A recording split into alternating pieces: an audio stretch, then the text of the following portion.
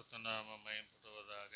நாம் இன்றைக்கும் மத்தேயு சுவிசேஷம் 5ஆம் அதிகாரம் அதில் 21வது வசனத்தை வாசிங்க. மத்தேயு சுவிசேஷம் 5ஆம் அதிகாரம் 21வது வசனத்தை வாசிங்க.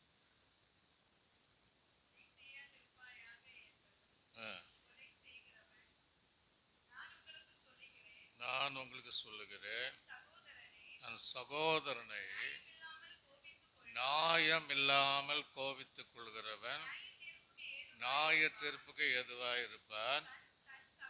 தன் சகோதரனை வீணன் என்று சொல்லுகிறவன் ஆலோசனை சங்கத்திற்கு எதுவாய் தீர்ப்புக்கு எதுவாய் இருப்பான். மூடனே என்று சொல்லுகிறவன் எரி நரகத்திற்கு எதுவாய் இருப்பான். கத்திருந்த வார்த்தையின் மூலமாய் பேசுவதற்காக நம்முடைய கண்களை மூடினுள்ளாக நாம் அப்படியே ஸ்தோத்திரம் பண்ணுவோம். ஸ்தோத்திர ஆண்டவரே, ஸ்தோத்திரம்.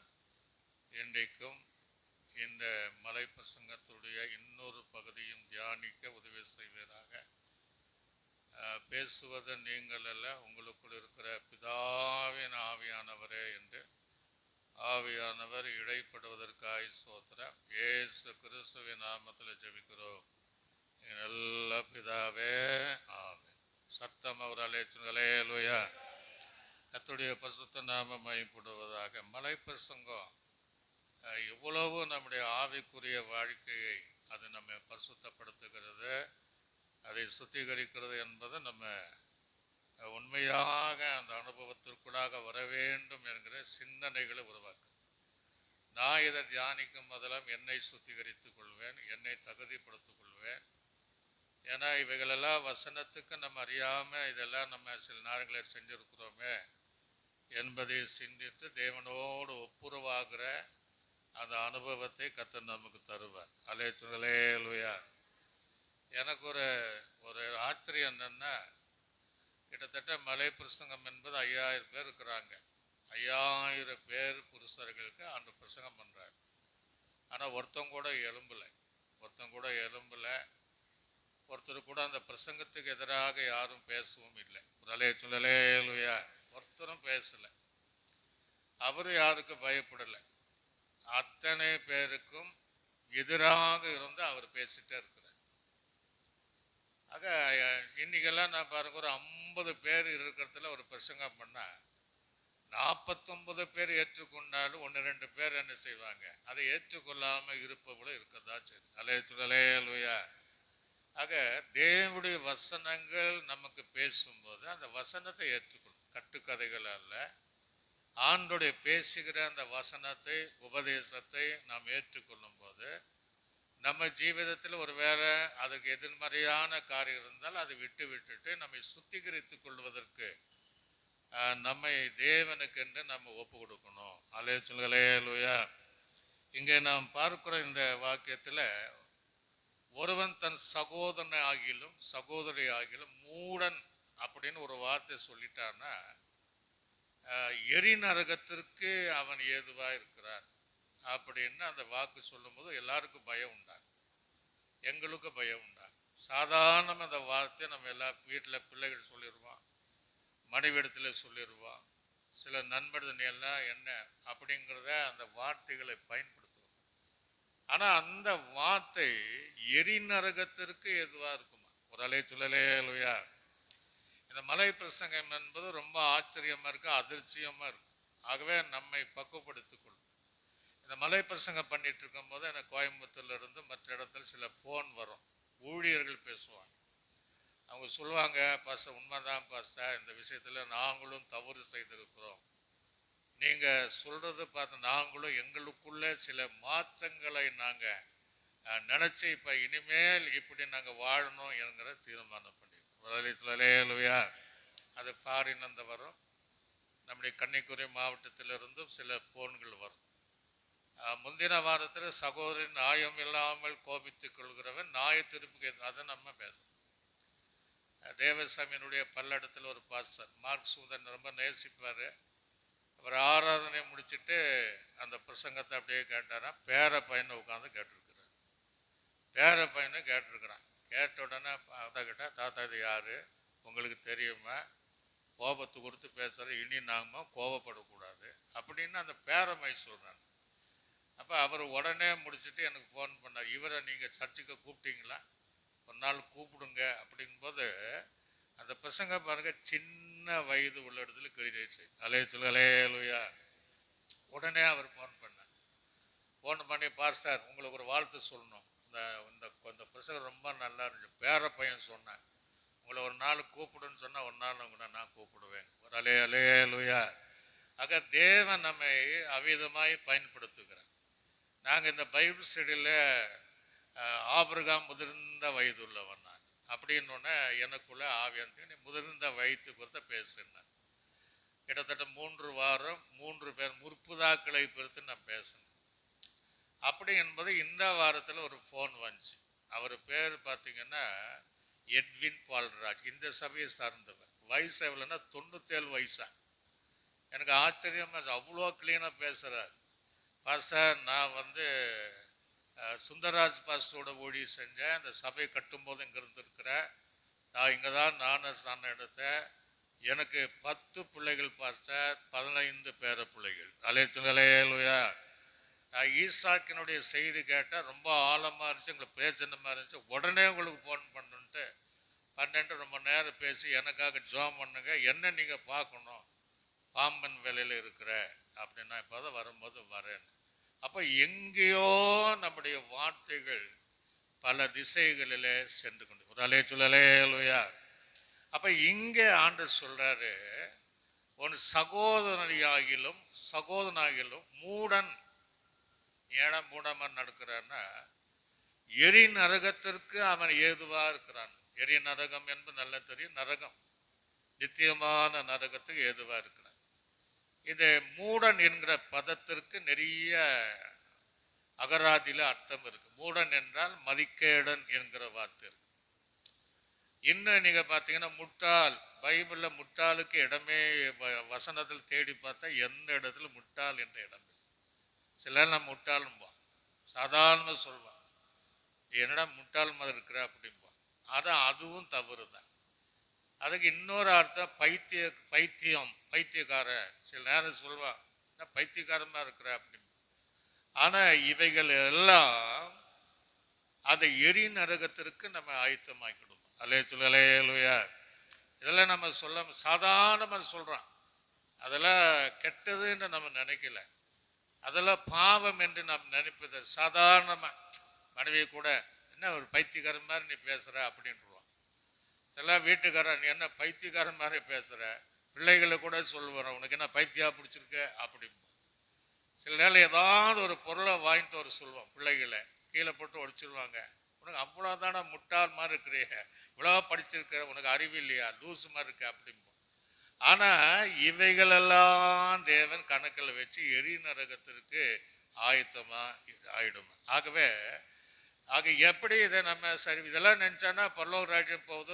நம்ம கடந்த வாரத்தில் ஒரு வீடு முதிர்ந்த வயதுள்ள அம்மா அந்த செய்தி இந்த டிவியில் கேட்பாங்க, வழக்கமாக கேட்பாங்க. பாஸ்டர் கேட்ட ரொம்ப பேச்சனமாக இருக்கு பார்த்தா அந்த சீசர்கள் சொல்றாங்க, இது ரொம்ப கடினமான உபதேசம் என்று சொல்லுகிறாங்க.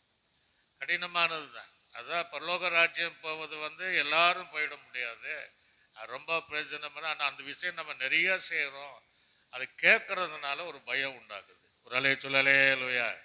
அது கேட்கறதுனால இனி நம்ம தவறு செய்யக்கூடாது. அப்படின்னா எப்படி இருக்கணும், ஒவ்வொரு நாள் காலையில் நம்ம எழும்பும் போது ஆண்டவரே இப்படியெல்லாம் வார்த்தை இருக்கு, இந்த நாள் முழுக்க நான் பல இடத்துல போகணும், வேலைக்கு போகணும், அல்லது தொழில் செய்ய போகணும், பலர் சந்திக்க போகணும், அல்லது என்ன போல ஊழியர் செய்ய போகணும். ஆனால் இந்த வார்த்தைகள் எல்லாம் நான் பயன்படுத்தாம இருக்க என்னை இதை அடிக்கடி ஞாபகப்படுத்தி என்னை பரிசுத்தமா என்னை நடத்துங்கன்னா தேவன் காத்துக்கொள்வார். அலேலுயா.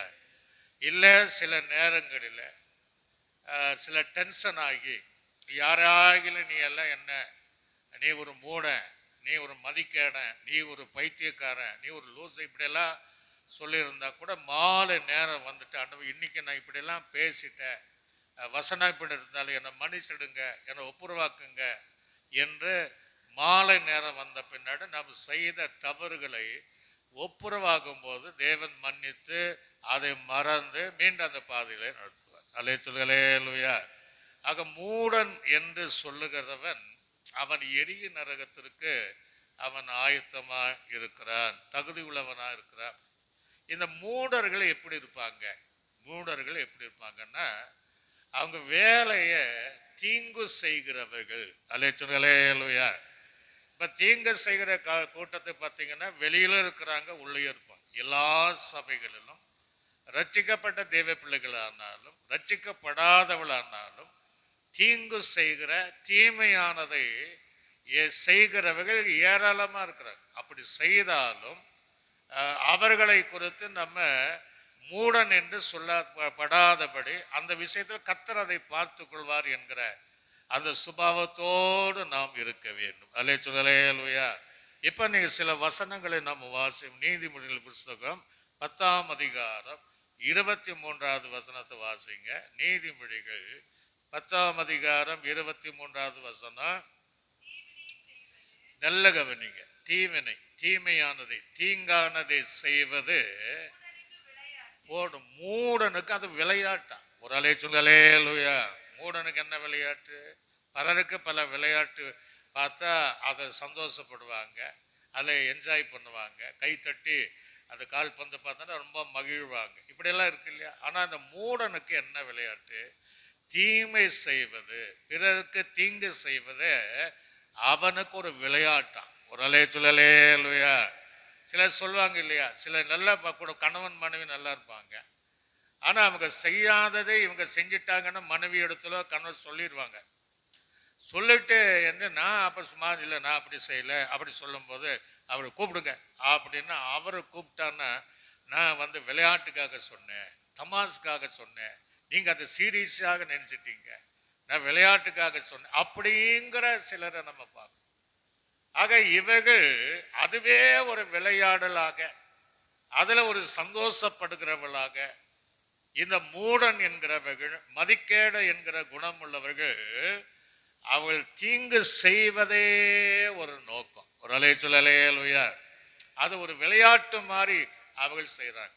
ஆனா விளையாட்டு தான் வினையாகும் என்கிற ஒரு பழமொழி கூட இருக்கு. நான் சின்னதுல எங்களெல்லாம், எங்க அப்பா எல்லாம் ஹெட்மாஸ்டர், ரொம்ப ரொம்ப பரிசுத்தமா இருப்பாங்க. கொஞ்சம் நாங்க வளர்ந்த பின்னாடி தான் சில தண்ணி அடிச்சு பழகினார். அப்ப அவங்க வரும்போது எங்க சொந்தத்துல ஒரு ஆளு, அவர் மாமா சீட்டு விளையாட்டு நிறைய பணத்தை விட்டாருன்னு எங்க அம்மா கிட்ட சொல்லிட்டாங்க. எங்க அம்மா ஒரே டென்ஷன் ஆகி வந்த உடனே, இப்படி இல்லை, நான் இப்பதான் ஸ்கூல்ல இருந்து வரேன், எனக்கு டயர்டு, ஒரு டீ போடு, அவன் சொல்றதெல்லாம் நீ கேட்கறேன் அப்படியா அப்படின்ட்டு என்னை கூப்பிட்டு அவர் கூப்பிட்டு வாடா அப்படின்ட்டு அவரை கூப்பிட்டு வந்தான்னா, மாமி நான் விளையாட்டுக்காக சொன்னேன், தமாஸுக்காக சொன்னேன். பாருங்க எப்படி சொன்னான்னா, தமாஸுக்காக. அவங்க ஒரு விளையாட்டை போலவே இந்த மூடன் அவர்கள் ஏதாவது சொல்லி குழப்பத்தை கொண்டு வந்து அல்லேலூயா.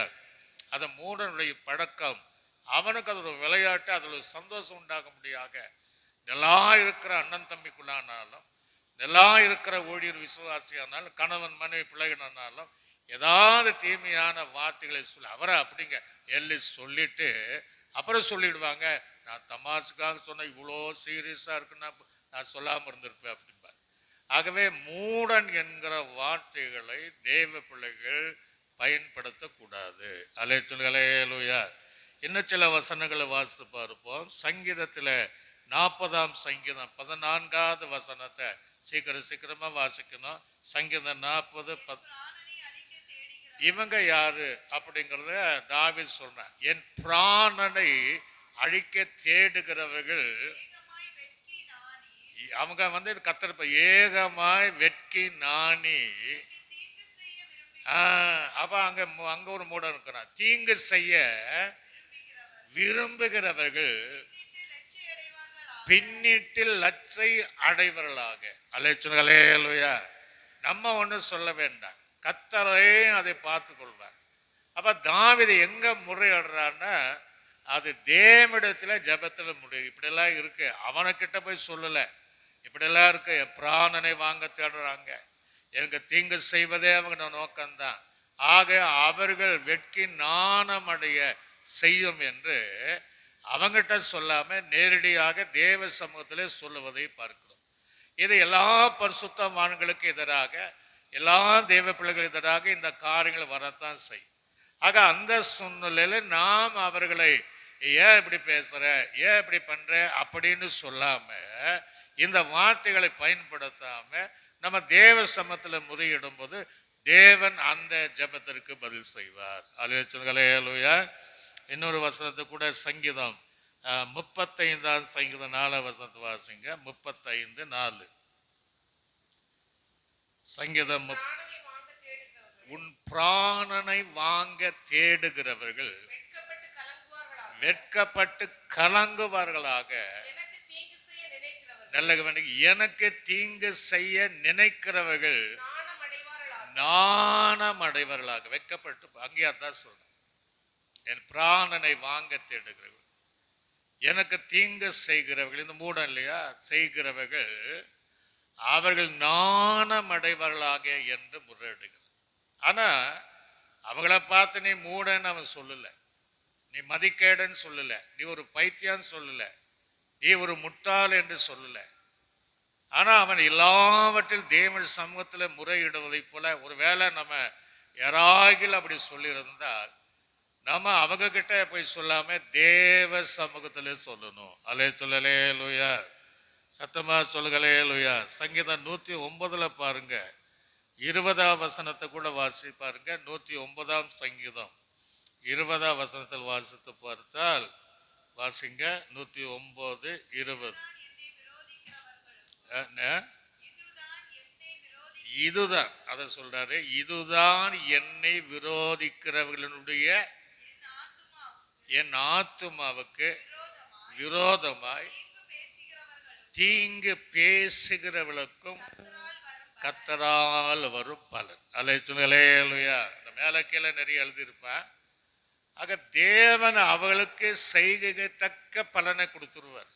ஆனா நம்ம ஒருவேளை அவன் சகோதரனா இருக்கலாம், சகோதரியா இருக்கலாம், அந்நியனாகவும் இருக்கலாம். ஆனா நம்ம இந்த வார்த்தையை பயன்படுத்தி நீ ஏன் மூடம் போல இருக்கிற, சில எல்லாம் சொல்லுவாங்க நிர்மூடனா போல இருக்கிற அப்படின்வாங்க, சர்வசாதாரணமா சொல்லுவாங்க. ஆனா இதை நாம் சொல்லாதபடிக்கு இந்த காரியத்தை தேவ சமூகத்தில் சொல்லும் போது தேவன் அவர்களுக்கு ஏற்ற பலனை தேவன் கொடுப்பார். அல்லேலூயா என்பதை நாம் அறிந்து கொள்ள வேண்டும். அதே சங்கீதம் 70ஆம் சங்கீதம் 2ஆம் வசனத்தை வாசிங்க. ஒருத்தர் நீதிமொழிகள் 3ஆம் அதிகாரத்தில் 29-30 வாசிங்க. சங்கீதம் 70:2. என் பிராணனை வாங்க தேடுகிறவர்கள் வெட்கி நாணுவார்களாக. எனக்கு தீங்கு வரும்படி விரும்புகிறவர்கள் பின்னிட்டு திரும்பி லட்சை அடைவார்கள். அப்போ நமக்கு தீங்கு வரணும், தீமையானது செய்யணும், அப்ப நம்ம சமாதானமா இருக்கக்கூடாது, மகிழ்ச்சியா இருக்கக்கூடாது, ஒரு மனமா இருக்கக்கூடாது என்பதற்காக நமக்கு தீமை செய்ய விரும்புகிறவர்கள் லட்சை அடைந்து அதிலிருந்து அவர் பின்னிட்டு போவார்களாக. அல்லேலூயா. பின்னிட்டு அவர்கள் விழுந்து போவார்களாக என்று சொல்லுகிறார். ஆகிலும் நமக்கு ஒரு எச்சரிக்கை, நீ உன் சகோதரன் ஆகிலும் உன்னுடைய சகோதரி ஆகிலும் யாரை ஆகிலும் நீ மூடன் என்கிற வார்த்தையை நீ பயன்படுத்தவே கூடாது. அல்லேலூயா. எப்படியோ வருஷத்துல பல முறை இந்த வார்த்தை நம்ம வீட்டில் சர்வசாதாரணமா பயன்படுத்தும். அவைகள் இனிமேல் தவிர்க்கப்பட்டு அப்பெல்லாம் நமக்கு அது என்ன வரும்போது செய்திகள் வந்துடும். ஓ வசனப்படி இருக்க அப்படின்னா இந்த செய்தி நம்ம பேசாதபடி தடுத்து நிறுத்தும். கடந்த வாரத்தில் நான் சீமா கூட ஒரு வார்த்தை சொல்ல அப்படியே உச்சரித்தேன். டக்குன்னு எனக்கு ஞாபகம் வந்துச்சு. ஞாபகம் வந்த உடனே இனி அந்த வார்த்தைகள் பயன்படுத்தக்கூடாது. ஒரு அல்லேலூயா. அப்போ அந்த செய்தி நமக்கு ஞாபகம் வரணும். அதை நம்ம உணர்த்தும் போது நம்மை பரிசுத்தமாக, ஏன்னா இந்த வார்த்தை பேசாமல் இருக்க முடியாது. சில நேரங்களில் அவசரப்பட்டு பேசிடுறோம், டென்ஷனாகி பேசுகிறோம். ஆனால் அவைகளெல்லாம் தவறு என்பதை இப்போ ஆவியான கற்றுத்தர்றாரு. மலை பிரசங்கத்தில் இயேசு கற்றுத்தார், இதெல்லாம் தப்புப்பா, அதில் எரி நரகத்திற்கு தான் உனக்கு ஏதுவாக இருப்ப, இப்படியெல்லாம் நீ பேசாது. அல்லேலூயா என்று தேவன் நம்மை கற்றுத்தருகிற காரியத்தை நம்ம நீதிமொழிகள் 3ஆம் அதிகாரம் 29ஆம் வசனத்தை 30ஆம் வசனம் வாசிங்க. பாருங்க, நம்மிடத்தில் வாசமாயிருக்கிற அயலான் இடத்தில் அயலான் இவன் ரட்சிக்கப்படல, அயலானுக்கு விரோதமாக தீங்கு நினையாதே அப்படிங்கிற. அப்ப அயலானுக்கு விரோதமாக தீங்குன்னா நம் மூடன் அப்படி சொன்னா கூட நம்ம தீங்கு செஞ்சிட்டோம். நாம தீங்கே செய்ய வேண்டாம், அவனை மூட அப்படின்னு சொன்னாலே அது நம்ம வாழ்க்கையில பெரிய தீங்கா இருக்கும். அல்லேலூயா. நம்மிடத்தில் இருக்கிற, நம்மிட தங்கு இருக்கிற, நம்ம கூட பழகி இருக்கிற அவன் அந்நிய மனுஷனானாலும் ரட்சிக்கப்படாதவனானாலும் அவனை போட நீ மூடன் என்று சொல்லக்கூடாது. அப்படி சொல்லிட்டான்னா நாம் அதை காட்டிலும் எரி நரகத்திற்கு ஆயத்தமா இருக்கும். அதில் இன்னொரு இடத்துல அழகா அந்த சங்கீதத்தில் வாசிக்கும் போது 15ஆம் சங்கீதம் 1, 2, 3 வசனத்தில் வாசிக்கும் போது தோழனுக்குன்னு இருக்கும். அதான் சகோதரன். தோழன் என்பது, சிநேகன் என்பது, சகோதரன் என்பது ஒரே அர்த்தமுள்ள வார்த்தை தான். அங்கே சொல்லப்படும் போது 15ஆம் அதிகாரம் 1ஆம் வசனம் முதல் 3ஆம் வசனம் வரைக்கும் வாசிங்க. கர்த்தாவே, யார் உம்முடைய கூடாரத்தில் தங்குவார்? யார் உம்முடைய பரிசுத்த ஸ்தலத்தில் வாசம் பண்ணுவார்? உத்தமனமாய் நடந்து நீதியை நடப்பித்து மனதார சத்தியத்தை பேசுகிறவன் தானே. அவன் தன் நாவினால் புறங்குறாமல் தோழனுக்கு தீங்கு செய்யாமல், ஒரு அலே சொல்லலேலூயா, தீங்கு செய்யாமல் இருக்கணும். நம்ம தீங்கு செய்ய வேண்டாம். மூடன் என்றாலே நம்ம தீங்கு செஞ்சிட்டோம்னு அர்த்தம். பெரிய தீங்கு செஞ்சிட்டோம், பெரிய பாவம் செய்து விட்டோம்னு அர்த்தம். சர்வசாதாரணமா எல்லா இடத்துல பேசுகிற வார்த்தை தான். ஆக தேவன் இவைகளெல்லாம் கற்றுத்தந்து நம்மை சரிப்படுத்த விரும்புகிறார். அல்லேலூயா. மலைப்பிரசம் என்பது நம்ம ஒரு ஏணிப்படிகளை போல பரலோகத்திற்காக நம்ம உயர்ந்த அப்படி ஒவ்வொரு நாளும் வளருகிற ஒரு அனுபவம் தான் கற்றுத்தர. இன்னையுடைய சுபாவங்கள் எல்லாம் நம்ம பார்த்துட்டிங்கன்னா நிறைய விஷயங்கள் இருக்கு. நீதிமொழிகள் 14ஆம் அதிகாரம் 3ஆம் வசனத்துல வாசித்து பாருங்க. மூடனுடைய வாயில அவருடைய அகந்தைக்கு ஏற்ற மிலாறு உண்டுங்க. ஒரு மூடன் அவன் எப்படி பண்றான்? அகந்தையாத்தான் பேசுவான், தீமையானது செய்வான். அந்த அகந்தைக்கு ஏற்றபடி இன்னொரு பைபிள்ல கோல் உண்டு என்று எழுதப்பட்டது. கோல் என்றால் தடி. அப்படின்னு அர்த்தம், அவன் பேசுகிற அந்த வார்த்தைக்கு தண்டனை உண்டு. அல்லேலூயா. மிலாச்சு உண்டு. அவன் மூடனுடைய அகந்தைக்கு ஏற்றபடி அவர் யாருக்கெல்லாம் தீங்கு செய்கிறானோ, தீமையானது செய்கிறானோ, அதுக்கு ஏற்றபடி அவனுக்கு ஒரு தண்டனை உண்டுங்கிறார். ஆனா நமக்கு என்ன சொல்றாரு? என்ன தண்டனை சொல்ற? நீ அவனை மூடனே என்று சொன்னால் எரி நரகம் என்கிற தண்டனை சொல்றாரு. அல்லேலூயா. கையில் சொல்லுங்களேலூயா. ஆக அந்த வார்த்தைகளை கூடமானவரை பயன்படுத்த முட்டாள் அப்படியெல்லாம் பேசாம நாம் தேவனுடைய சமூகத்தில் இருக்கிற நாம் தேவ பிள்ளை இருக்கிற நம்ம உதடுகளிலிருந்து சுத்த சொற்கள் அநேகருக்கு ஆவிக்குரிய ஜீவ வளர்வுக்கேற்ற வார்த்தைகளை நாம் பேசணும். பிரசங்கன் புஸ்தகத்தில் வாசித்து பாருங்க. 10ஆம் அதிகாரம் 12ஆம் வசனம் முதல் 15ஆம் வசனம் வரைக்கும் வாசித்து பாருங்க. பிரசங்கன் புஸ்தகம். ஞானினுடைய வாய்மொழிகள் தயவா இருக்குமா? ஒருத்தர் பேசினா அவ்வளோ நமக்கு ஆறுதலா இருக்குங்க. தயவு உள்ளவைகள் ஊடனுடைய உதடுகளோ யார? அவனை விளங்கணுமா? மூடனுடைய வாய் அவனையே ஒரு நாள் விழுங்கிடும். அல்லேலூயா. சரி சொல்லுவாங்க, தன் வினை தன்னை என்ன செய்யும்? சுடும். நுடலும் தன் வாயினால இப்படி இருக்கு இல்லையா? அப்ப மூட எதை செய்யறானோ அதனாலேயே அவன் கெட்டு போயிடும். வாசிங்க. ஞானினுடைய வாய்மொழிகள் தய உள்ளவைகளும் மூடனுடைய உதடு திறந்தால உதடுகளும் அவனையே ஒரு நாள் விழுங்கும். அவனுடைய வாய் ஆரம்பிக்கிற மாதிரி பேச்சு ஆரம்பிக்கும் வாய் மொழி துவக்கம் அது ரொம்ப மதியீனமும் அவன் வாக்கின் முடிவு கொடிய பைத்தியமா இருக்கும். சொல்லுவாங்க இவங்க கிட்டயே நிக்க கூடாதுங்க, அவங்க ஆரம்பிச்சுட்டான்னா நமக்கு வேலையே முடியும். அப்ப அந்த ஆரம்பம் முடிவு அந்த வார்த்தைகள் எப்படி இருக்கும்? மூடனுடைய வார்த்தை அப்படித்தான் இருக்கும். ஆகவே நம்ம அவர்கள் மூடர்களா இருந்தாலும் மூடன் என்கிற வார்த்தை சொல்லக்கூடாது. அந்த ஆரம்பம் சொல்லுவாங்க, ஆரம்பத்திலே பேசியிருக்கும் போது நம்ம அப்படியே போயிருந்தா நல்லா இருக்கும்பாங்க. நம்ம அப்படியே இருந்து பார்த்தா முடிவு இப்படி ஆய்ப்புச்சுப்பாங்க. அந்த வசனத்தை மீண்டும் வாசிங்க பாப்பா, வாசிங்க. மூடனுடைய துவக்கம் துவக்கம் மதி ரொம்ப மதியினமா தான் பேசுவோம். மதியினமும் முடிவு கொடிய பைத்தியமா இருக்கும்.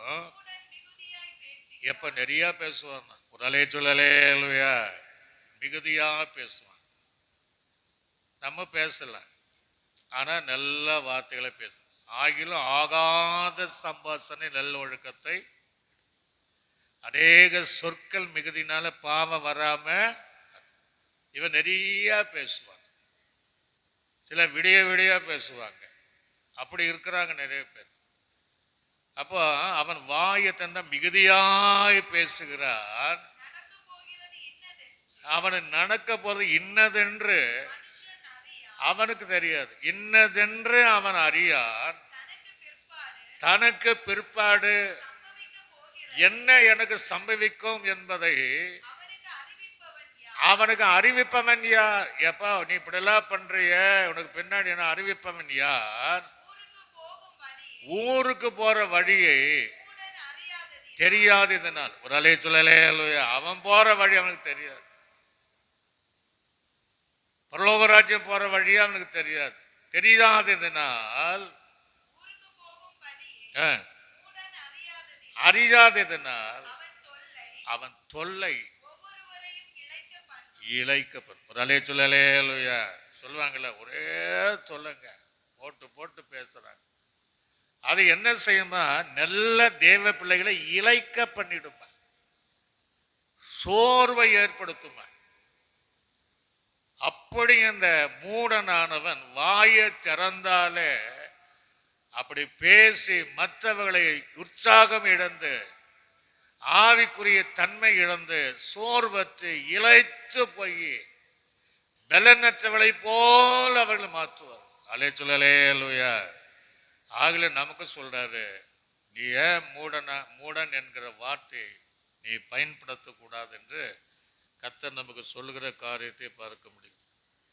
நீதிமொழிகள் புஸ்தகம் 18ஆம் அதிகாரம் 6ஆம் வசனத்தையும் 7ஆம் வசனத்தையும் அடுத்த பிரசங்க 2:14 கூட வாசிக்கலாம். நீதிமொழிகள் 18. மூதனுடைய உதடுகள் ஒன்னும் இருக்காதுங்க, சும்மா சந்தோஷமா 2 பேர் பேசினா உள்ள வந்து நுழைஞ்சிருவாங்க. அது பிரச்சனையில போய் முடிஞ்சிடும், சண்டையில போய் முடிஞ்சிடும், விவாதத்துல முடியும். சொல்லுகலையா, கையில சொல்லுகலையா. சில சொல்லுவாங்கல்ல, நீ எதுக்கு வந்து மூக்க நுழைச்சாம்பாங்க. ஒன்று இல்லாத பிரச்சனைய அப்படியே உள்ள நுழைஞ்சு பெரிய பிரச்சனை ஆயிடும். அது உள்ள நுழைஞ்சிருவாங்க. அது அவங்களுடைய தன்மை, அவருடைய சுபாவங்கள். நம்முடைய அனுபவத்துல நிறைய பேரை நம்ம பார்த்துருக்கிறோம். ஆனா நாம் அவர்களை மூடன் என்று சொல்லக்கூடாது. சொல்லலையா, அதெல்லாம் ரொம்ப கவனமா இருக்கணும். அதை வாசித்து பாருங்க. மூடனுடைய உதடுகள் விவாதத்துல தான், பிரச்சனையில தான் நுழையும். அவன் வாய் அடிகளை வர வைக்கும். அவன் வாயே அவனுக்கு அடிகளை வர. பைபிள் இருக்குல்ல, அவன் தன் வாயின் வார்த்தையினால சிக்குண்டான். சொல்லலையா. அதனால அவனுடைய வாயின் வார்த்தைகளை அவனுக்கு அடிகளை கொண்டு வரும். மூடனுடைய வாய் அவனுக்கு கேடு, அவன் உதடுகள் கண்ணீங்கிறார். சொல்லலையா. அது அவனுக்கு தான் கேடு, அது அவனுக்கு தான் கண்ணி. அல்லே சொல்லலே லூயா. ஆகவே மூடனை போல நம்ம பேசக்கூடாது, மூடர்களை போல பேசக்கூடாது. அவளை மூடர்கள் என்று நீ மதிக்கட்டவன் என்று சொல்லாதபடி நம்ம அனுதினமும் நம்ம இப்பெல்லாம் வருகிற காலத்துல யோசித்து தான் பேச வேண்டியதா இருக்கு. இந்த காலத்துல வந்துட்டோம், ஏதாவது சொன்ன தப்பா வந்துடுமா என்று ஒரு வார்த்தை சொல்வதற்கு முன்பாக பல நிமிஷங்கள் யோசித்து தான் செய்யணும். அப்படிதான் அந்த வாழ்க்கை இனி வருகிற வாழ்க்கையில நம்ம வாழணும். அல்லே சொல்லலையா. அவசரப்பட்டு இந்த வார்த்தையை பேசக்கூடாது, சடுதியான ஒரு வார்த்தையை பேசிடக்கூடாது, யோசிக்கணும். அப்படிதான் வேதம் சொல்லுகிறது. யோசிக்காம ஏதாவது பேசுறதுனால நாமும் இந்த அனுபவத்தில் வந்துடுவோம். அதுவே அவனுக்கு கேடு, அது அவனுக்கு ஒரு கண்ணி என்று அங்கே சொல்லப்படுவதை பார்க்க முடிகிறது. பிரசங்கின் புஸ்தகம் 2ஆம் அதிகாரம் 14ஆம் வசனத்தை வாசிங்க. ஞானியினுடைய கண்கள், இப்ப நல்ல நம்மள சொல்ற ஞானி இதெல்லாம் அறிஞ்சவன் கண் எங்க இருக்கான்? முகத்துல இருக்கு. அது எதுக்கு சொல்றாரு? முகத்துல கண்ணுங்க தான் இருக்கு. அவன் பார்வை சரியா இருக்கு, அவன் போகிற இடம் சரியா இருக்கும். பேசுறதுல கூட அந்த ஆவிக்குரிய பார்வையில பேசுவான். அது வந்து ஞானியுடைய கண்ணை சொல்றாரு.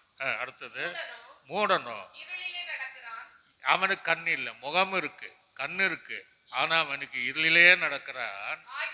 ஆகிலும் அவர் எல்லாருக்கும் போதும். அப்போ மூடனுக்கு என்னன்னா அவன் இருளிலே நடக்கிறான். அல்லே சொல்லலே லூயா. கண்ணு இருந்தும் குருடனா இருக்கிறான், பார்வையற்றவனா இருக்கிறான். ஆனா ஞானிவான்கள் நீதிமான்களின் முகத்துல கண்ணு இருக்கு, அவன் சரியாய் நடக்கிறான், இவன் சரியில்லாதவன் நடக்கிறான். ஆனா அவனோடு நம்ம பேசல, நம்மையும் அந்த பாதையில நடத்துகிறவனா இருப்பான். ஆக அதைத்தான் சொல்றாரு, உன் சகோதரி ஆகிலும் உன் சகோதரனாகிலும் மூடன் என்று நீ சொல்லாது. 5000 பேர் நடுவில் ஆண்டு பிரசங்கம் பண்ற வாக்கியம் தான். நம்ம புதுசா அதை பிரிண்ட் எடுத்து நம்ம பண்ணல, அந்த வார்த்தையை மீண்டும் நம்ம பேசுறோம், அவ்வளவுதான். ஞாபகப்படுத்துகிறார், நம்மை உணர்த்துகிறார், நம்மை எச்சரிக்கிறார், நம்மை நேசிப்பதனால நமக்கு சொல்றாரு. அலே சொல்லலே லூயா. சில கடைகள் வியாபாரத்தில் போகும்போது நம்ம ஆட்டால போகும்போது அப்படி சொல்லணும், லூசு பைய போற போற அப்படிம்பா, முட்டா பைய போற போக்க போறோம்பா. அது எவ்வளோ நம்ம சொல்லிருப்போம். பஸ்ஸுக்காரனை பார்த்தா அவன் என்னதான் ஒரு மூடமா இருக்கிறான், இப்படியா வண்டி ஓட்டம், அப்படியெல்லாம் சர்வசாதாரணமா சொல்லிடுவோம். ஆக இனி எந்த இடங்களினாலும் அந்த வார்த்தைகளை யோசித்து நம்ம பேசணும். அலே சொல்லலே லூயா. ஆகவே உன் சகோதரனை மூடன் என்று சொல்லக்கூடாதுன்னு சொல்றாரு. நீதிமொழிகள் புஸ்தகத்தில் வாசி பார்த்தீங்கன்னா 1ஆம் அதிகாரம் 7ஆம் வசனத்தை வாசிங்க. அதுக்கு முன்னாடி பிரசங்க புஸ்தகம் 7ஆம் அதிகாரம் 6ஆம் வசனத்தை கூட வாசிங்க. பிரசங்கி 7:6. நல்ல அவன் எப்படி சிரிப்பான்னு பாருங்க. நம்மளும் சிரிக்கிறோம், ஆனா மூடனுடைய நகைப்பை சிரிப்பை, மூடனுடைய நகைப்பு பானையில கீழே எரிகிற முள்ளு போல, படபடப்பு போல இருக்கும். அல்லே சொல்லலே லூயா. பைபிள் எவ்வளோ அழகான சத்தியம் பாருங்க. அவன் சிரிப்பு எப்படி இருக்குன்னா, அந்த காலத்துல பானையில தான் நெருப்பு மூட்டுவாங்க. உடம்புள் முள் வருது தெரியுமா, உடம்புள்ளும்பாங்க. அந்த முள்ளில் பற்ற வச்சுன்னா அது படப்படான பட்டாசு சவுண்டு கேட்கும். அதில் தான் அந்த பானையில் அவங்க சமைப்பாங்க. உங்களுடைய எங்களுடைய ஊழியத்தில் மனைவி அந்த சுமந்துட்டு வருவாங்க, விறகில்ல அந்த சவுண்டு கேட்கும், படப்படான பட்டாசு சவுண்டு கேட்கும். சில விறகுகள் பார்த்தா சவுண்டு கேட்கும். அப்படி மூடனுடைய நகைப்பு இருக்குமா. அல்ல சொல்லலே இல்லையா.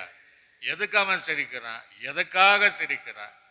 அதாவது நக்கலாக, கேவலமாக, பரிகாசமாக, படப்படான அடுத்தவங்களை பார்த்து சிரிக்கிற குணத்தை சொல்றாரு. பானையில் கீழ் இருக்கிற முல்லை போல, படப்படப்படி போல அந்த மூன்றுடைய நகைப்பு இருக்கும். அல்லே சொல்களே லூயா. கையில் சொல்களே லூயா. அப்படி நிறைய நம்ம என்ன, அதாவது விழுந்து போனா சிரிச்சிருவோம். யாராவது வியாதிப்பட்டா கூட சிரிச்சு தான் பேசுவோம். அப்படியா அப்படின்னு சிரிச்சிருவோம். ஆக இவைகளெல்லாம் அந்த மூடனுக்கு சமம். ஆக இவைகளெல்லாம் நம்ம பேசக்கூடாது. சிரிக்கலாம், நல்ல விஷயங்களுக்காக நம்ம சந்தோஷப்படணும், மகிழ்ச்சியா இருக்கணும். அது கர்த்தர் விரும்புகிற காரியம். ஆனால் ஒருவன் தவறாக போது இடறி விழும்போது இப்படி இந்த மூடனை போல சிரிக்க கூடாது. அல்லேலூயா. நகைப்பு ரொம்ப முக்கியம். ஆக இன்னொரு வசனத்தை கூட வாசிக்கும் போது இப்போ அந்த நீதிமொழியில 1ஆம் அதிகாரம் 7ஆம் வசனத்தை வாசிங்க. கர்த்தருக்கு பயப்படுதல ஞானத்தின் ஆரம்பம். மூடன் ஞானத்தையும் போதகத்தையும் அசட்டை பண்ணுவான். இப்ப அசட்டை பண்றவங்களுக்கு மேல நமக்கு என்னத்தான் வரும்? இந்த வார்த்தைய அப்படின்னு அந்த வார்த்தைகள் வரசு.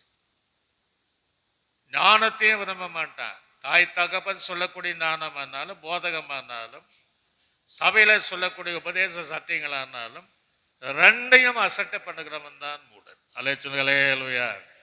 கையில சொல்லுங்களேலூயா. சில நேரங்களில் நம்ம சபையில இல்லை, சில சபைகளில் பார்த்து என்னங்க அவர் முட்டாள் பைத்தியக்காரன் மாதிரி பேசுறாரு அப்படிங்கிற காரியங்களை நம்ம சொல்லிடுறோம்.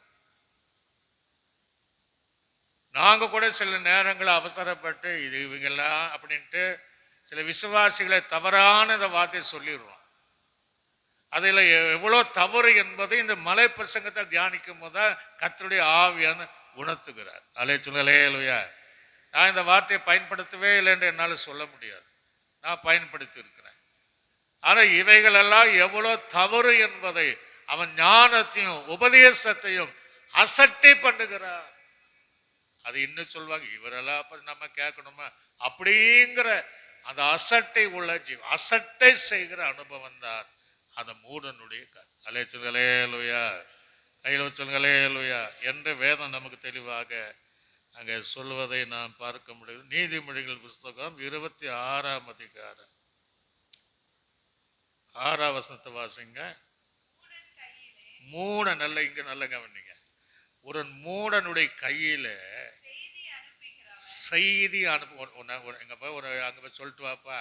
ஒரு செய்தியை அனுப்புகிறவன் தன் கால்களையே தரித்து கொண்டு நஷ்டத்தை அடைகிறான். சிலர் சொல்லுவாங்க வீட்டில் போய் உன்கிட்ட சொல்லி விட்டா பாடுறா என்னத்தை செஞ்சு இருக்கிற அப்படிம்பாங்க. ஒரு செய்தியை இன்ன இடத்துல போய் சொல்லு அப்படின்னா அவங்க வேற விதமாக சொல்லுவாங்க, அவனுக்கு சொல்லாம இருப்பாங்க. ஆக மூடனை நம்பி ஒரு நல்ல செய்தி நீ கொடுத்து அனுப்புனானா அவன் செய்ய மாட்டான். ஒரு அல்லேலூயா. ஒருவேளை அவன் துர்செய்தி பறிப்பு பெறுவனா இருப்பான். அப்படி நீ கொடுத்தேன்னா மூடனை நம்பி ஒரு பொறுப்பையோ ஒரு செய்தியோ ஒரு காரியத்தை நீ கொடுத்தானா உன் கால்களே தரிக்கப்படக்கூடிய நிலைமை ஏற்படும். அல்லேலூயா. கையில சொல்லுங்களேலூயா. ஒரு காலை இல்லாம போகிற அளவுக்கு ஆயிடும். நிறைய பேர் நம்ம நிறைய பேர் பேசியிருக்கிறாங்க. சார் இவனை நம்பி ஒரு பொறுப்பு கொடுத்த ஒரு இன்னாருக்கு ஒரு செய்தி அவசரமா போன இப்படி பண்ணிட்டான். அல்லேலூயா. கையில சொல்லுங்களேலூயா. ஆக அவனை நம்பி எந்த காரியத்தையும் எந்த செய்திகளையும் நம்ம சொல்ல முடியாது. எவ்வளவு பேர் உண்மை பாருங்க. நம்ம வாழ்க்கையில் அப்படி சில விஷயம் தவிர ஒரு பொறுப்பு ஐயோ மறந்துட்டோமோ அல்லது தவறான செய்தி போய் கொண்டு போய் பரப்பிடுவோம். ஆகவே மூடனிடத்தில் நம்பி ஒரு செய்தியை நம்ம கொடுத்துட்டோம்னா நம்முடைய கால்கள் தரிக்கப்பட்ட நிலைமையில் இருக்குமா? ஒரு அல்லேலூயா. அப்படி அவைகள் இருந்தாலும் நம்மை அவர்களை மூடன் என்று முட்டாள் என்று பைத்தியக்காரன் என்று அல்லது மதிக்கேடன் என்று நம்ம சொல்லாதபடி நம்ம நடக்கும். அல்லேலூயா. சிலர் சொல்லுவாங்க வீட்டில் கல்யாண காரியம் இருக்கும், முக்கியமான ஃபங்க்ஷன் இருக்கும், அவசரமான காரியம் இருக்கும், நம்பி ஒரு ஆள் அனுப்புனா வரவே மாட்டேன், மான போச்சும்பாங்க. கல்யாணத்துல முக்கியமான பிரச்சனை இருக்கும். ஐயோ இவனை நம்பி இப்படி ஆயிப்போச்சே, இவனை நம்பி ஒரு பொறுப்பு இன்னும் வரலையே, எங்க போனான்னு தெரியல, பதிலும் சொல்லலையே அப்படிம்பா. இதெல்லாம் அந்த மூடர்களுடைய பழக்கம். அல்லேலூயா. நம்ம கிட்ட ஒரு செய்தி சொன்னா அது சரியான இடத்துல சேர்க்கக்கூடியவளா இருக்க வேண்டும். அவர்கள் தான் நீதிமான்கள். ஆக இப்படி இந்த மூடர்கள் இப்படிதான் இருக்கிறாங்க என்பதை பார்க்க முடியும். நீதிமொழி புஸ்தகத்தில் 20ஆம் அதிகாரம் 3ஆம் வசனத்தை சீக்கிரம் வாசிங்க.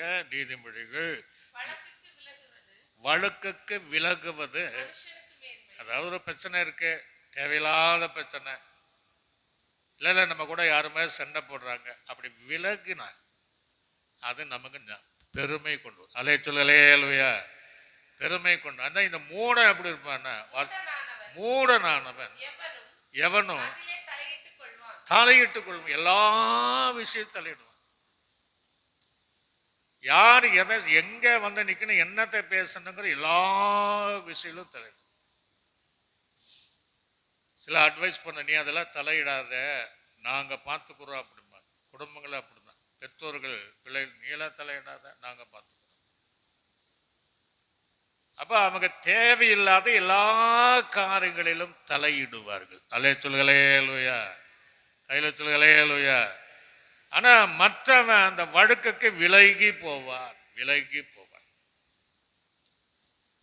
இதுல நீதிமானுக்கும் இந்த மூடனுக்கு என்ன வித்தியாசம்? ஒரு குடும்பம் பிரச்சனை, பயங்கர பிரச்சனை அப்படின்னா அந்த நல்லவன் என்ன செய்யணும்னா, எரியிற தீயில வந்து தண்ணி ஊத்தி என்ன செய்யணும், அதை அமைக்கணும். அவன் நல்லவன். இந்த மூடன் என்ன செய்வானா, எண்ணெய் ஊத்திடுவான். எண்ணெய் ஊத்தினா அது என்ன எரியும், இன்னும் எரியும். அப்படி சிலர் வந்து தேவையில்லாத வந்து ஒண்ணுமே இருக்காது, கணவன் மணிக்குள்ள ஒண்ணு இருக்காது, குடும்பத்துல ஒண்ணு இருக்காது, சபையில ஒண்ணு இருக்காது, தேவையில்லாத ஒரு பிரச்சனையை உள்ள கொண்டு வந்து தலையிட்டு அந்த பிரச்சனை பூகம்பம் போல மாறிடும். அலே சொல்லுகளேலுயா, அது மூடனுடைய காரியம். ஆனா நம்ம அவளை மூடன் என்று சொல்லக்கூடாது. அதுதான் ஆண்டவன் நம்ம எச்சரித்து கொண்டே இருக்கிறார். அவருடைய சுபாவம் அப்படிதான் இருக்கும். தேவையில்லாத விஷயங்களுக்கு அங்க அதுக்கும் சம்பந்தமே இருக்காது, அங்க போய் தலையிட்டு நின்று பெரிய ஆளா. அப்படி எல்லாம் அந்த மூடருடைய பழக்க வழக்கம் நமக்கு இருக்கக்கூடாது. நான் மற்றவர்களை மூடர்கள் என்று சொல்லவும் கூடாது. ஒரு அலே சொல்லலேலுயா. எப்படி வேதாகமத்தில் நிறைய காரியங்களை நாம் பார்க்க முடியும். நீதிமன்ற புஸ்தகத்தில் 10ஆம் அதிகாரம் 18வது வசனத்தை வாசிங்க. பகையை மறைக்க, சண்டைய மறைக்கிறவன் பொய், அதாவது பகை இருக்கு, பகை அதை மறைக்க கூடாது. அப்ப நம்ம பொய் உதடன், புறங்கூறுகிறவன் மதிக்கேடன். அலே சொல்லலையா, புறங்கூறுதல். நிறைய பேர் நம்ம பார்க்கிறோம் இல்லையா, புறங்கூறுதல். ஆகவே இந்த புறங்கூறுதல் என்பது நமக்கு இருக்கக்கூடாது. அலே சொல்லலையா. சிலர் சொல்லுவாங்க, வேதனையோடு சொல்லுவதுன்னு பார்க்க, உங்ககிட்டயும் சொல்லியிருப்பாங்க, எங்க பத்தி தப்பு தப்பா வெளியில வந்து புறங்கூறுகிறார்கள் பாஸ்டர், அப்படி நிறைய பேர் சொல்றாங்க. உங்ககிட்டயும் சொல்லியிருப்பாங்க, உங்களை பத்தி உங்க பத்தி இப்படி எல்லாம் பேசுறாங்கன்னு. புறங்கூறுகிற அனுபவம் மதிக்கேட்டன. ஆனா நம்ம புறங்கூறக்கூடாது. நம்முடைய இருக்கக்கூடிய பகையை மறைக்கவும் கூடாது. அலே சொல்லலையா, அது தேவனுக்கென்று தெளிவுபடும். புறங்கூறுகிறவன், அதாவது சகோதரனை குறித்து தூற்றி திரிகிறவன். அதுக்கு இன்னொரு தூற்றி திரிகிறவன். சில குடும்பங்களை குறித்து அப்படியே இவங்க வந்து என்ன சொல்லலாம், ஸ்பீடு போஸ்ட் மாதிரி, கொரியர் மாதிரி எல்லாம் வீடு ஏறி இறங்கி அந்த மாதிரி காரியத்தை செய்கிறவர். அலே சொல்லலையா.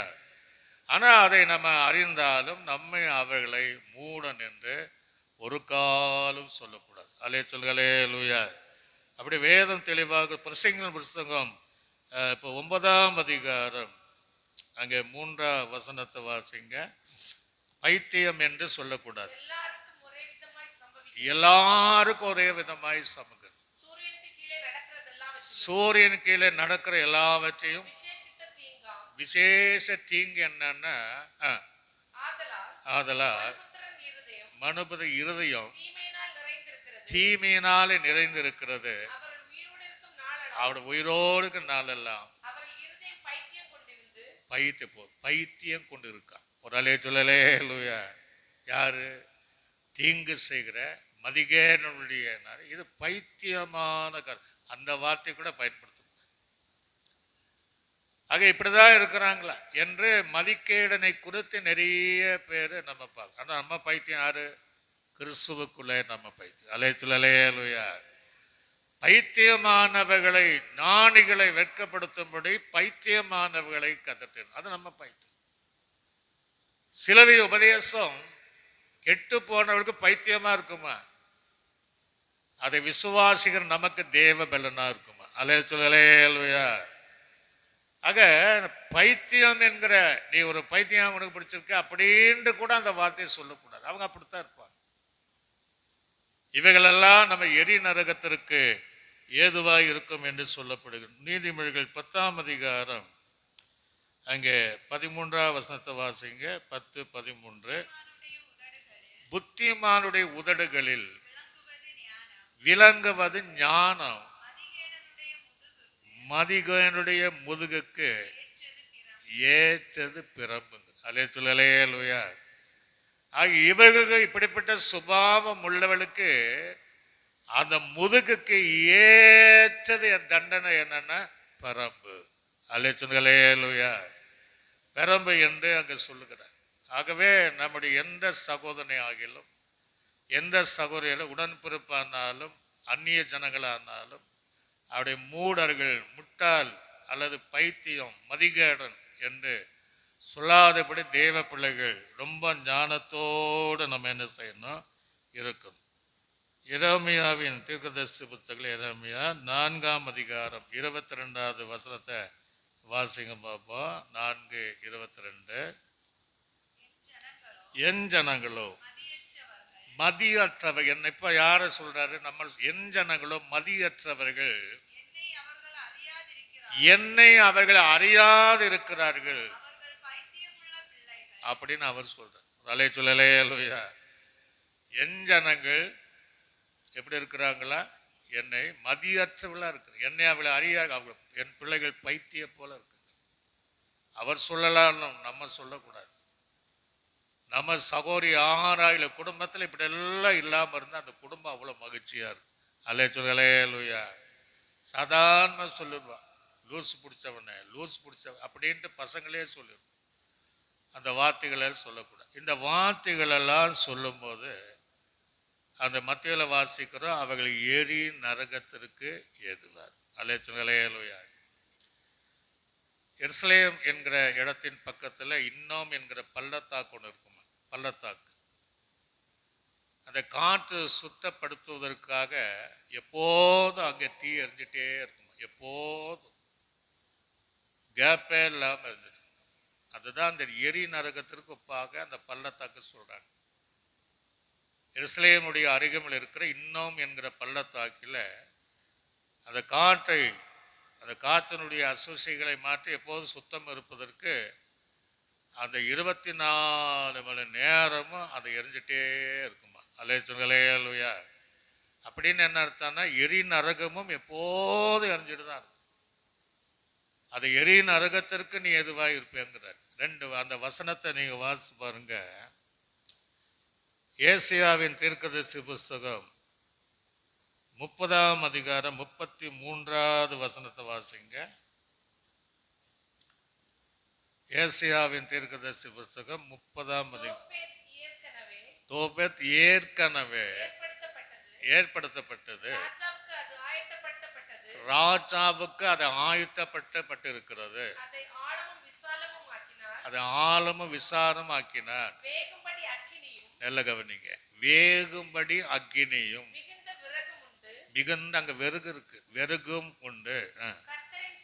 கர்த்தருடைய சுவாசம் கந்தக தீயை போல அதை கொளுத்தும். சொல்லலேலுயா. எரி நரகத்திற்கு ஒப்பாக இதை பேசப்படுகிறது. அங்கு எப்போது ஆயத்தமாக்கப்பட்ட அக்னி, அதுக்கேற்ற அந்த வெறுகுகள், ஆண்டுடைய சுவாசமே கந்தகத்தை போல எரியுமா? அலே சொல்லலேலுயா. ஆக இதெல்லாம் நம்ம பார்வையில் நம்ம இதுவரைக்கும் அப்படி செஞ்சிச்சது இல்லையா? இவ்வளோக்கு இவ்வளோ தண்டனையா? இவ்வளோ பெரிய பனிஷ்மெண்டா? ஆக அங்க சொல்றார், நீ எரி நரகத்திற்கு நீ ஏதுவாயிருப்ப. அது எப்போது எரிஞ்சிட்டு இருக்கும். ஆண்டுடைய சுவாச கந்தகத்தை போல எரியும்.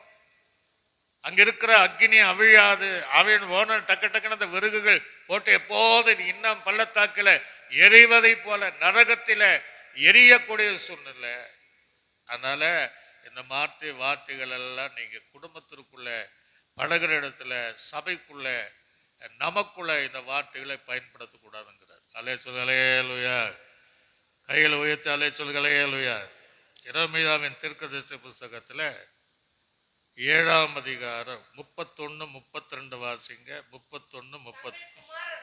தங்கள் குமாரரையும் தங்கள் குமார்த்திகளையும் அக்னியிலே தகனிக்கிற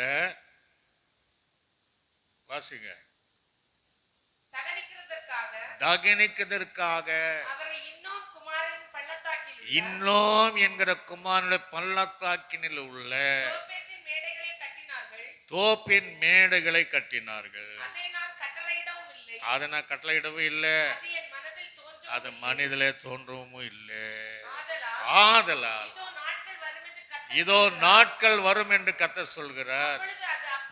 அது அப்புறம் தோப்பத் என்றும் இன்னும் குமார் பள்ளத்தாக்கு சொல்லப்படாமல் சங்கார பள்ளத்தாக்கு என்று சொல்லப்படும். அல்லே சொல்லுயா.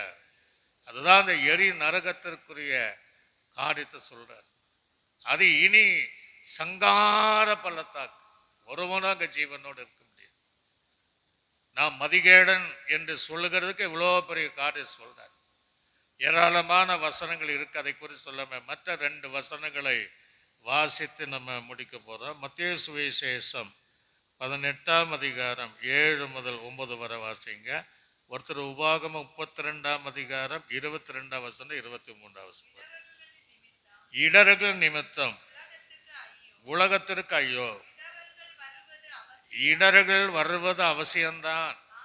ஆனாலும் எந்த மனுஷனால் இடர்கள் வருகிறதோ அவனுக்கு ஐயோ.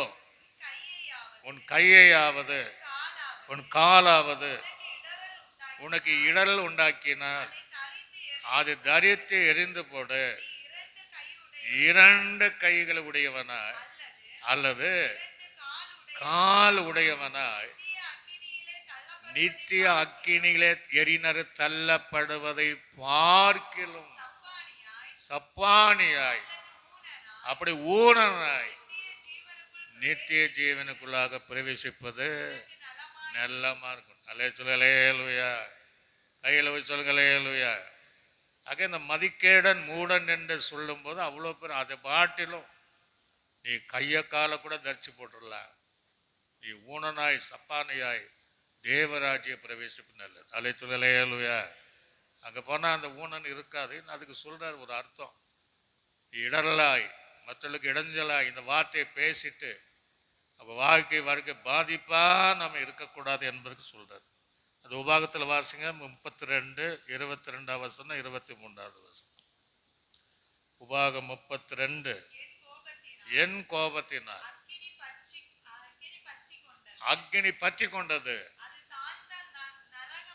எங்க தாழ்ந்த நரகம் மட்டும் எரியும், அது பூமியும் அதனுடைய எல்லாத்தையும் அந்த அக்னி அழித்து பர்வத்தின் அஸ்திபாரங்களை வேக பண்ணும். தீங்கு அவர்கள் மேல், இவங்க தீங்கு செஞ்சாங்களே மதிக்கிறார்கள், அவர்கள் மேல நான் குவிப்பேன். என்னுடைய அம்புகளை எல்லாம் அவர்கள் மேல பிரபாவிப்பேன். வாடி நல்ல எரிபந்தமான அந்த அக்னி, எரிபந்தமான உஷ்ணத்தினால் கொடிய வாதையினாலும் மாண்டு போவார்கள் என்று எழுது. பற்களையும் போதும். அப்போ இந்த எரிகிற அக்கின் நரக ஆக்கினுக்கு நீ ஏதுவா இருப்பேங்கிற. ஆகவே ஒரு சகோதரனை நியாயமில்லாமல் கோபித்துக் கொள்கிறவர், உன் சகோதரனை மூடன் என்று சொல்லுகிறவர், இவைகளெல்லாம் நம்முடைய சகோதரன் மேல கோபம் பண்றவன், இவைகளெல்லாம் நம்முடைய ஜீவிதத்தில் இல்லாம நம்முடைய வாழ்க்கையில முற்றிலும் இயேசு வருகிற வரையும் நாம் சரியாக வாழ்ந்தால் அந்த தேவ ராஜ்யத்திற்குள்ளே பிரவேசிக்கும். அல்லே சொல்லலே அல்லையா? அப்படியே எழும்பி நின்று ஆண்டு சமூகத்தில் அப்படியே நம்ம ஒப்பு கொடுத்து, ஆண்டவரே எங்களுக்காகவே இந்த வார்த்தையை பேசினேன். சில நேரங்களிலே நாங்களும் மூடர்களை போல இருந்திருக்கிறோம். அநேகரை மூடர் என்று சொல்லியிருக்கிறோம். எல்லாம் ஒரு பைத்தியக்காரன், நீ ஒரு முட்டாள் என்று நாங்கள் எத்தனையோ முறை இவைகளெல்லாம் அறியாம நாங்கள் அநேகரை காயப்படுத்தி இருக்கிறோம். ஆக இன்றைக்கு நாங்கள் தீர்மானம் பண்ணியிருக்கிறோம், இனி இப்படிப்பட்ட வார்த்தைகளை கொண்டு சத்துருவானவன் அல்லது நாங்கள் கோபப்படும் போது இந்த வார்த்தைகள் வராதபடிக்கு எங்களுடைய வாய்க்கு உதடுகளுக்கு காவல் வைத்து தேவனே எங்களை ஒவ்வொருவரையும் நடத்தும் என்று சொல்லி இந்த ஆண்டு சமூகத்தில் எல்லாம் ஒப்பு கொடுங்க பார்ப்போம். ஒப்பு கொடுத்து எல்லாம் சோதனை பண்ணுங்க. நன்றி. இதை கேட்கிற தேவ பிள்ளைகள், ஒருவேளை நீ யாரை பெற்ற தாயாகிலும் தகப்பனாகிலும் யாரையும் நீ சொல்லியிருந்தால் ஆண்டவரே என்னை மன்னியும் என்று ஆண்டவர் ஒப்பு கொடுத்து எல்லாம் சோதனை பண்ணுவோம். ஸ்தோத்திரம், ஸ்தோத்திரம், ஸ்தோத்திரம், ஸ்தோத்திரம். நன்றி அப்பா, நன்றி ராஜா, நன்றி ராஜா. உணர்த்தப்படுகிற அத்தனை பேரையும் அவளை சுத்திகரித்து குற்றங்கள் நீங்க மன்னித்தீரே. அவளை மன்னித்து ஒரு ஆவிக்குரியவளாக, ஒரு தேவ பிள்ளைகளாக, ஞானமுள்ளவளாக, தேவன் விரும்புகிற ஜீவியத்தை செய்கிறவளாக, தேவன் விரும்புகிற வார்த்தைகளை பேசுகிறவளாக ஒவ்வொருவரையும் மாற்றுங்கப்பா. எல்லா வாயை தருங்க. ஆத்துமாவே நன்றி சொல்லு முழு உள்ளத்தோடு, என் ஆத்துமாவே நன்றி சொல்லு முழு உள்ளத்தோடு, கர்த்தர் செய்த நன்மைகளை ஒரு நாளும் மறவாதே. கர்த்தர் செய்த நன்மைகளை ஒரு நாளும் மறவாதே.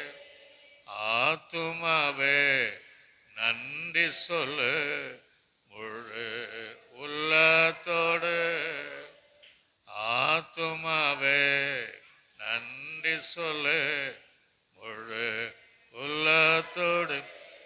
குற்றங்களை மன்னித்தாரே, நோய்களை நீக்கினாரே. நம் குற்றங்களை மன்னித்தாரே, நோய்களை நீக்கினாரே. படுகொழியில் நின்று மீட்டாரே, ஜீவனை மீட்டாரே. என்னை படுகொழியில் நின்று மீண்டாரே, ஜீவனை மீண்டாரே.